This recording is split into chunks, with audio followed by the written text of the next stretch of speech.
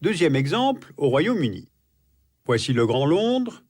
La capitale britannique et son agglomération ont actuellement environ 8 millions d'habitants et elles vont devoir loger 4 millions de personnes supplémentaires d'ici 2021.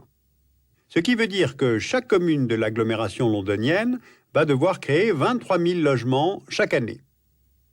Le choix que font les élus du quartier de Sutton, 180 000 habitants, qui est proche de Londres, est d'en profiter pour en faire un modèle soutenable. Près de Beddington, ils décident de créer un quartier de 2 hectares conçu pour émettre 0 émission de CO2 afin de se conformer aux engagements du Royaume-Uni vis-à-vis des accords de Kyoto sur la réduction des émissions de gaz à effet de serre.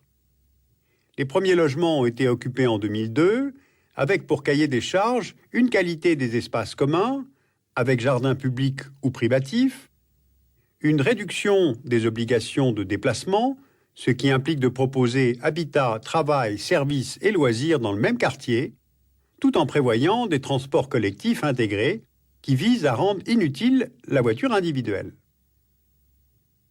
Dans les immeubles, les bureaux occupent le rez-de-chaussée au nord, à l'ombre des terrasses, et les jardins du premier étage, destinés au logement, sont exposés au sud pour maximiser l'éclairage et le chauffage solaire passif. Pour maîtriser la dépense énergétique des logements, ceux-ci sont dotés d'une forte isolation, de ventilation naturelle avec récupération de la chaleur, de récupération des eaux de pluie pour les toilettes et d'un traitement des eaux usées sur place.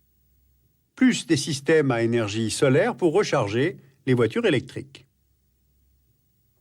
BZ est aujourd'hui le modèle d'écoquartier du projet One Planet Living, mais en fait cela concerne tout de même assez peu de monde. Le quartier de BZ accueille 250 habitants.